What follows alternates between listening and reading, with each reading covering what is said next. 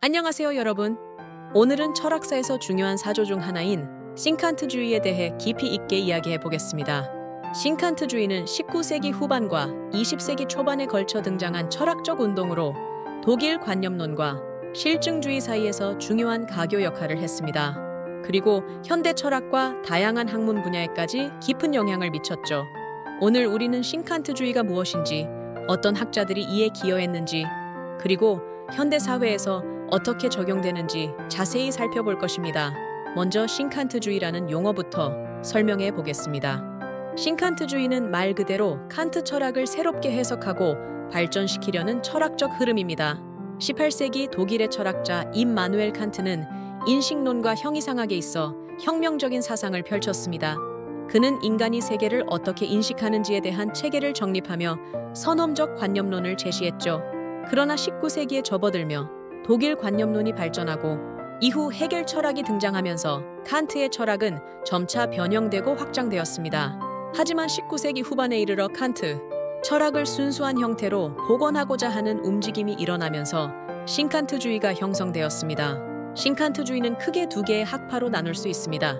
하나는 마르부르크 학파이고 다른 하나는 바덴 학파입니다.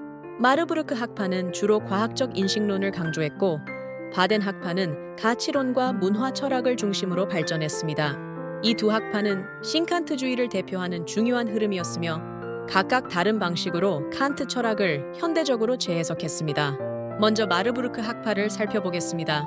마르부르크 학파는 헤르만 코엔, 파울 나토르프, 에른스트 카시러 같은 철학자들이 이끌었습니다. 헤르만 코엔은 신칸트주의의 창시자로 여겨지며 그는 칸트의 선험적 논리를 더욱 엄격하게 재구성하려고 했습니다. 코엔은 과학적 인식이 경험을 초월한 이성의 산물이라고 보았으며 수학과 물리학에서 칸트 철학의 정당성을 찾고자 했습니다. 그의 제자인 파울 나토르프는 교육 철학과 문화 철학에 기여하며 칸트 철학을 보다 인간 중심적인 방향으로 확장시켰습니다. 또한 에른스트 카시러는 상징 형식의 철학을 발전시켜 인간이 세계를 인식하는 방식이 단순한 경험적 사실이 아니라 상징적 해석에 의해 이루어진다는 점을 강조했습니다.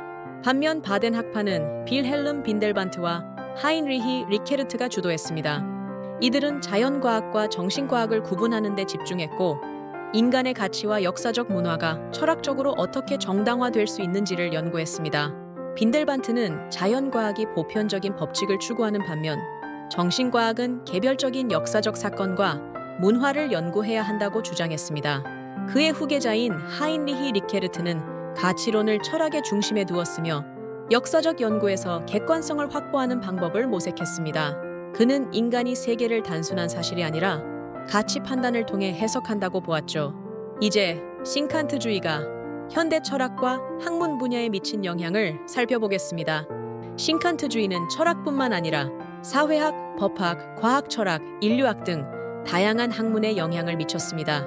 예를 들어 막스 베버는 신칸트주의의 영향을 받아 사회과학에서 가치 중립성을 강조했으며 역사 연구에서 객관적 방법론을 발전시켰습니다.